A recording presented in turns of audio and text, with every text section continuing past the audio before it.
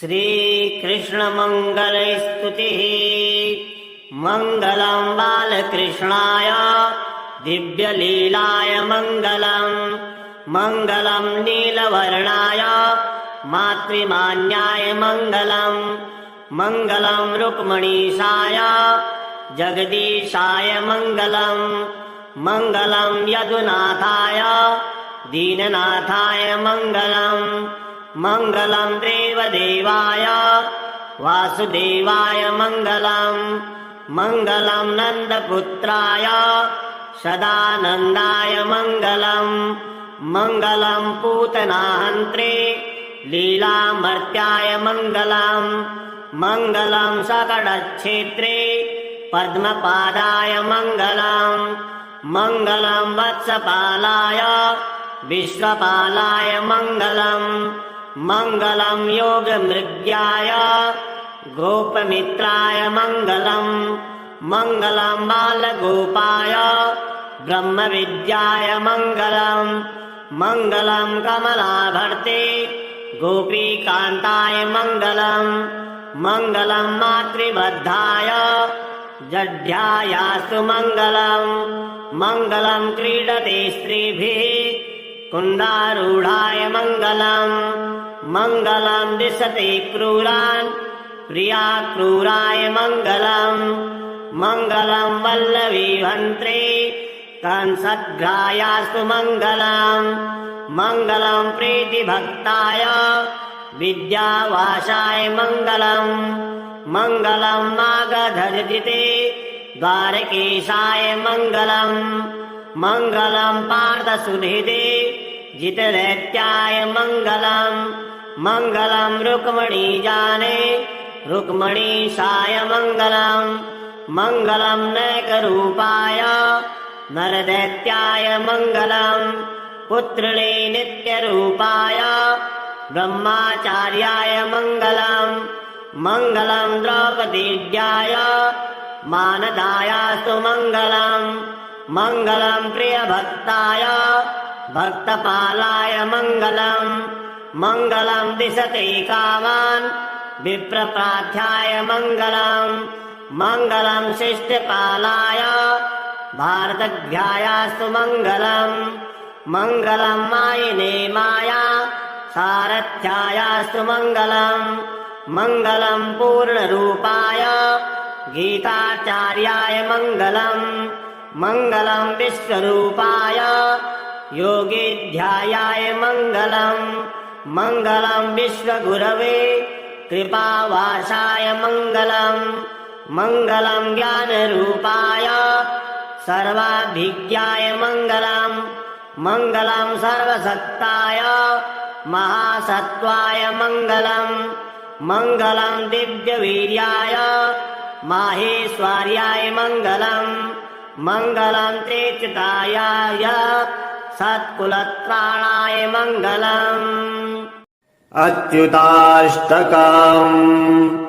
अच्युतं केशवं रामनारायणं कृष्णदामोदरं वासुदेवं हरिम् श्रीधरं माधवं गोपिकावल्लभं जानकीनायकं रामचन्द्रं भजे। अच्युतं केशवं सत्यभामाधवं माधवं श्रीधरं राधिकाराधितम् इन्दिरामन्दिरं चेतसा सुन्दरं देवकीनन्दनं नन्दनं सन्दधे। विष्णवे जिष्णवे शङ्खिने चक्रिणे रुक्मणी रागिणे जानकी जानये। वल्लवे वल्लभायार्चितायात्मने कंसविध्वंसिने वंसिने ते नमः। कृष्ण गोविन्द हे राम नारायण श्रीपते वासुदेवाजिता श्रीनिधे। अच्युतानन्त हे माधवाधोक्षज द्वारकानायका द्रौपदी रक्षका राक्षसासोभितः सीतया शोभितो दण्डकारण्या भूपुण्यता कारणा लक्ष्मणेनान्वितो वानरे सेवितो गस्तसम्पूजितो राघवा पातु माम् धेनुकारिष्टिको निष्टकृद्विस्तृणाम् केशिहा कंसहृद्वंशिका वादका पूतना कूपकासूरजाखिलिनो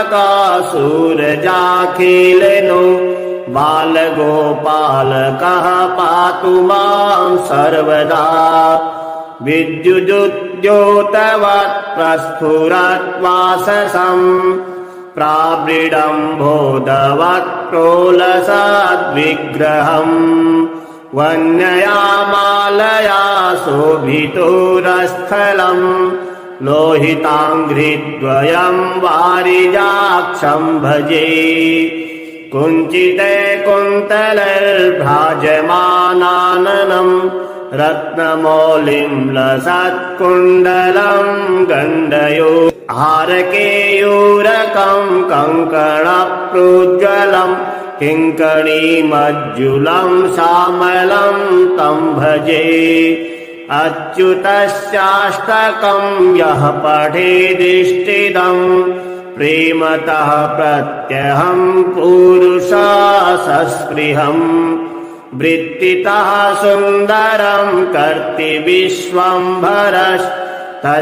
वश्यो हरिर्जायते सत्वरम् श्रीदामोदराष्टकम् श्रीगणेशाय नमः सिन्धुदेशोद्भवो विप्रो नाम्ना सत्यव्रतः सुधीः विरक्त इन्द्रियार्थेभ्यस्तत्ता पुत्रगृहादिकम् वृन्दावने स्थितः कृष्ण मालिराधदिवानिशम् निःस्वः सत्यव्रतो विप्रो निर्जने व्यग्रमानसः कार्तिके पूजयामास प्रीत्या दामोदरं नृपा तृतीये अह्निसकृद्भुङ्क्ते पत्रं मूलं फलं तथा पूजयित्वा हरिं स्तौति प्रीत्या दामोदराविधम् नमामीश्वरं सच्चिदानन्दरूपम्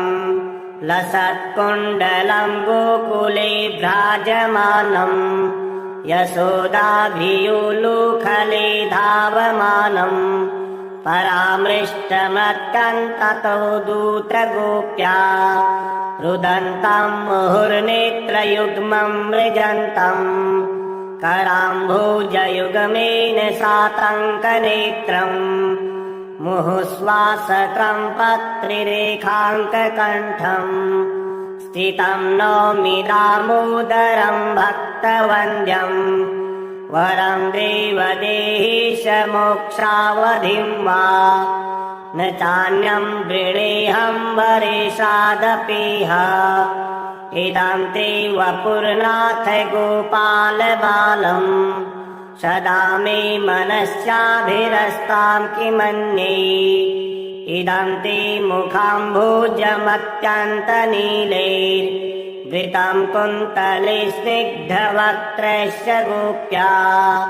मुहुश्चुम्बितं बिम्बरक्ताधरं मे मनस्याभिरस्तामलं लक्ष्यलाभै नमो देव दामोदरानन्त विष्णो प्रसीद प्रभो दुःखजालाब्धिमग्रम् कृपादृष्टिवृष्ट्यातिदीनं च रक्ष ग्रहाणेश मामज्ञमेवाक्षिदृश्यम् कुबेरात्मजो वृक्षमूर्तिर्च यत्त्वात् त्वया मोचितो भक्तिभाजो कृतो च तथा प्रेम भक्तिं स्वकाम्ये प्रयच्छ न मोक्षोग्रहो मेऽस्ति दामोदरेह नमस्ते सुधाम्ने स्फुरदीप्तधाम्ने ततो रथस्विश्वस्य धाम्ने नमस्ते।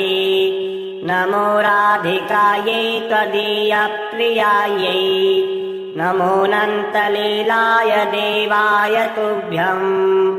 नारद उवाच सत्यव्रतद्विजस्तोत्रम् श्रुत्वा दामोदरो हरिः, विद्युल्लीला चमत्कारो हृदये सैनिकैर्भूत्। ॐ श्री गणेशाय नमः। अथ श्री सन्तान गोपाल स्तोत्रम् विनियोगः। अस्य श्री सन्तान गोपाल मन्त्रस्य श्री नारद ऋषिः अनुष्टुप् छन्दः। श्रीकृष्णो देवता ग्लौं बीजाम् नमः शक्तिः, पुत्रार्थे जपे विनियोगः। ॐ श्रीं ह्रीं क्लीं ग्लौं देवकी सुत गोविन्द वासुदेव जगत्पते, देहि मे तनयं कृष्ण त्वामहं शरणं गतः। श्रीशां कमलपत्राक्षां देवकी नन्दनं हरिं, सुरसां प्राप्तये कृष्णं नमामि मधुसूदनं। नमाम्यहं वासुदेवं सुत्सां प्राप्तये हरिं, यशोदां गतगतं बालं गोपालं नन्दनन्दनम्। अस्माकं पुत्रलाभाय गोविन्दं मुनिवन्दितम्। नमाम्यहं वासुदेवं देवकी नन्दनं सदा, गोपालं डिम्बकं वन्दे कमलापतिमच्युतम्। पुत्रसम्प्राप्तये कृष्णं नमामि यदुपुङ्गवम्, पुत्रकामेष्टिफलदं काञ्जाक्षं कमलापतिम्। देवकी नन्दनं वन्दे सुतसम्प्राप्तये मम, पद्मापते पद्मनेत्र पद्मनाभजनार्दन। देहि मे तनयं श्रीशा वासुदेव जगत्पते, यशोदाङ्गगतं बालं गोविन्दं मुनिवन्दितम्। अस्माकं पुत्रलाभाय नमामि श्रीशमच्युतम्। श्रीपते देवदेवेश दीनार्तिहरणाच्युता, गोविन्द मे श्रुतं देहि नमामि त्वां जनार्दन। भक्तकामद गोविन्द भक्तं रक्ष शुभप्रदम्, देहि मे तनयं कृष्ण रुक्मणी वल्लभ प्रभो। रुक्मणीनाथ सर्वेश देहि मे तनयं सदा, भक्तमन्दार पद्माक्ष त्वामहं शरणं गतः। देवकी सुत गोविन्द वासुदेव जगत्पते, देहि मे तनयं कृष्ण त्वामहं शरणं गतः। वासुदेव जगद्वन्द्य श्रीपते पुरुषोत्तमा, देहि मे तनयं कृष्ण त्वामहं शरणं गतः। कञ्जाक्ष कमलानाथ परकारुणिकोत्तमा, देहि मे तनयं कृष्ण त्वामहं शरणं गतः। लक्ष्मीपते पद्मनाभ मुकुन्द मुनिवन्दिता, देहि मे तनयं कृष्ण त्वामहं शरणं गतः।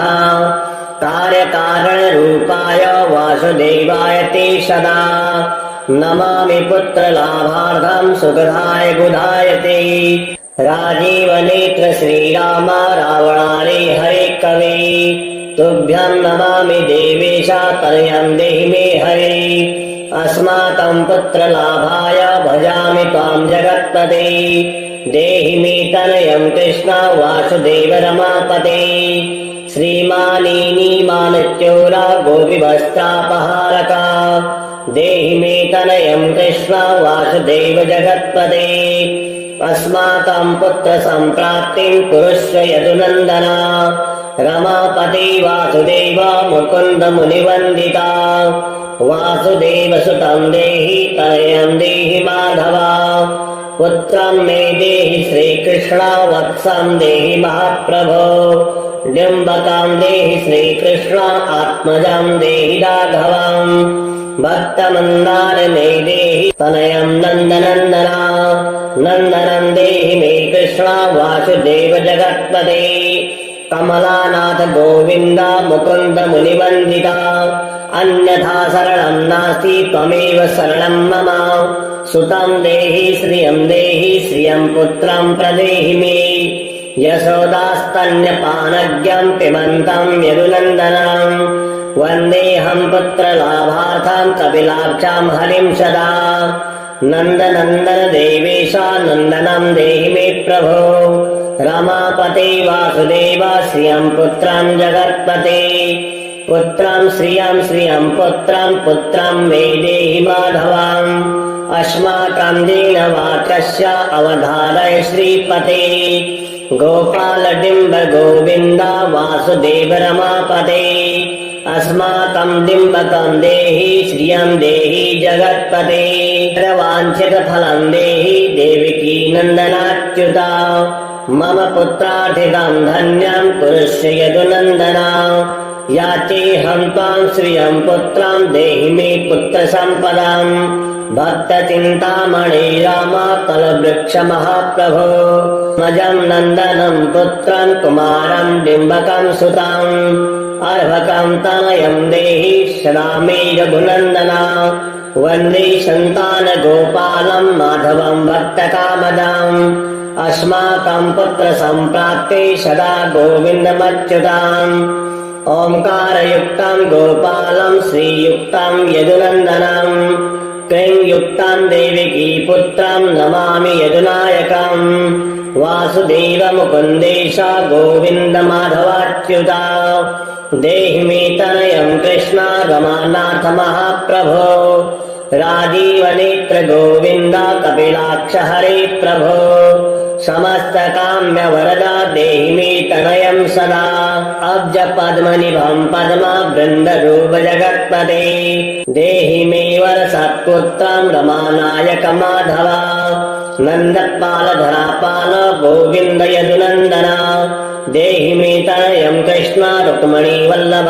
प्रभो दाशमन्दार गोविन्द मुकुन्द माधवाच्युता गोपाल पुण्डरीकाक्ष देहि मे तनयम् श्रियाम् यदुनायक पद्मेशा नन्द गोपवधूस्तुता देहि मे तनयम् कृष्ण श्रीधरः प्राणनायका अस्माकम् वाञ्छितम् देहि देहि पुत्रम् रमापते भगवन् कृष्ण सर्वेशा वासुदेव जगत्प्रदे रमा हृदय सम्भारा सत्यभामा मनप्रिया देहि मे तनयम् कृष्ण रुक्मणी वल्लभ प्रभो चन्द्र सूर्याक्ष गोविन्द पुण्डरीकाक्ष माधव अस्माकम् भाग्य सत्पुत्र देव जगत्पते कारुण्यरूप पद्माक्ष पद्मनाभ समर्चिता देहि मे तनयम् कृष्ण देवकी नन्दनन्दना देवकी सुत श्रीनाथ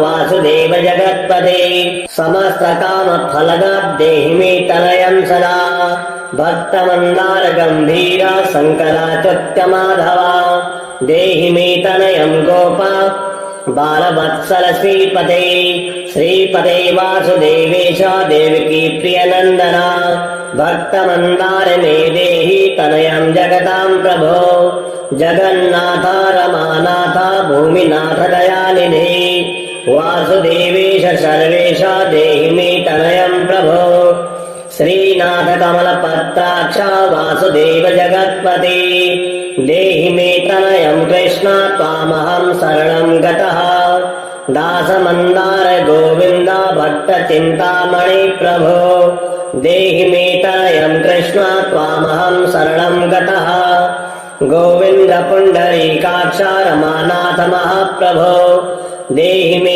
तनयम् कृष्ण त्वामहम् शरणम् गतः श्रीनाथ कमलपत्राक्षम् गोविन्द मधुसूदना मत्पुत्र फल सिद्ध्यर्थम् भजामि त्वाम् जनार्दनाम् स्तन्यम् पिबन्तम् जननी मुखाम्बुजम् विलोक्य मन्दस्मितमुज्ज्वलाङ्गम् स्पृशन्तमन्यस्तनमङ्गुलिर्भिः वन्दे यशोदाम् गतगतम् मुकुन्दम् याचेऽहम् पुत्र सन्तानम् भवन्तम् पद्मलोचनम् देहि मे तनयम् कृष्ण त्वामहम् शरणम् गतः अस्माकम् पुत्र सम्पत्ति चिन्तयामि जगत्पते शीघ्र मे देहि दातव्यम् भवता मुनिवन्दिता वासुदेव जगन्नाथ श्रीपते पुरुषोत्तमा कुरु माम् पुत्रदत्ताम् च कृष्णम् देवेन्द्र पूजिता कुर्मा पुत्रदत्तं च यशोदा प्रियनन्दना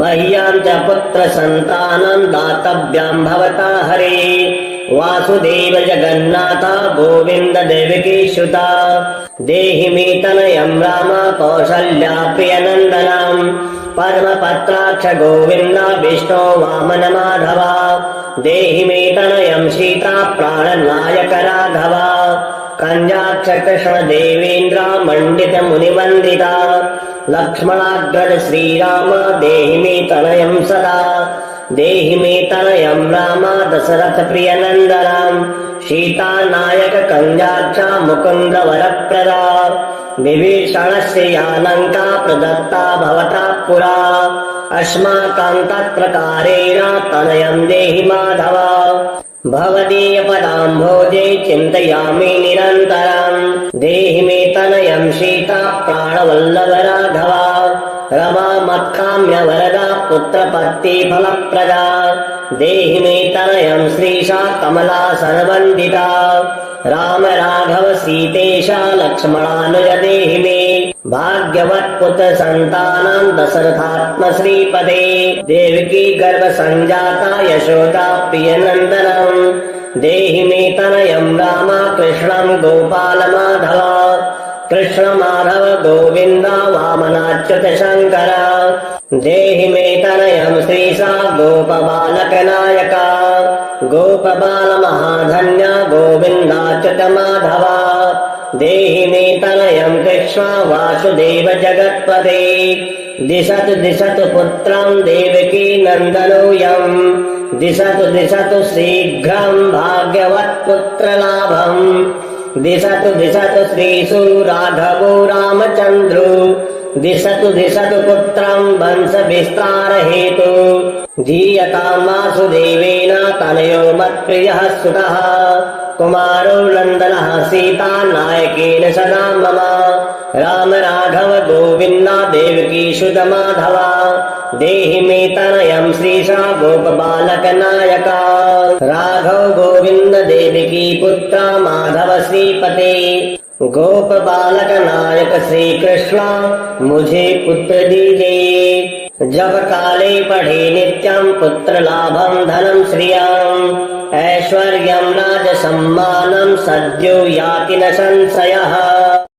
श्रीकृष्ण जन्म स्तुतिः केशवं केशिस्मथनं वासुकीर्नागसायिनं रासक्रीडा विलासाढ्यं कृष्णं वन्दे जगद्गुरुं नारायणं नरहरिं नारदादिभिरर्चितं तारकं भवबन्धानां कृष्णं वन्दे जगद्गुरुं माधवं मथुरावासं भूधरो धारकं विभुम् आधारं सर्वभूतानां कृष्णं वन्दे जगद्गुरुं गोविन्दमिन्दुवदनं श्रीवन्द्यचरणाम्बुजं नवीन्दिवरसङ्कासं कृष्णं वन्दे जगद्गुरुं विष्णुमुष्णीशभूषाढ्यं जिष्णुदानवमर्दनं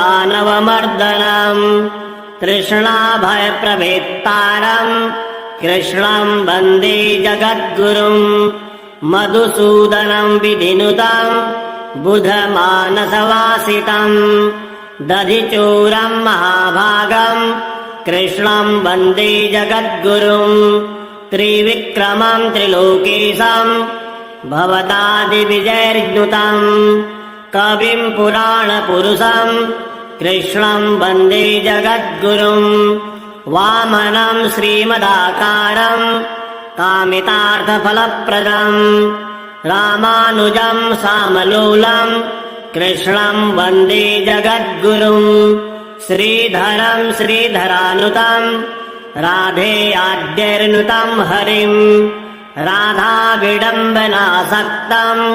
कृष्णं वन्दे जगद्गुरुं ऋषिकेशं विशावासं विशदं भवरोगिणां तुषाराद्रिसुतावन्द्यं कृष्णं वन्दे जगद्गुरुं पद्मनाभं पद्मनेत्रं पद्माहितपद्मबम्भरम् अध्यात्ममुरलीलोतम् कृष्णम् वन्दे जगद्गुरुम् दामोदरम् श्यामलाङ्गम् सोमसूर्यविलोचनम् चामीकराम्बरधरम् कृष्णम् वन्दे जगद्गुरुम् सङ्कर्षणम् वेङ्कटेशम् ओङ्काराकारमव्ययम् शङ्खचक्रगदापाणिम् कृष्णम् वन्दे जगद्गुरुम् वासुदेवम् व्यासनुतम् भासुराभरणोज्ज्वलम्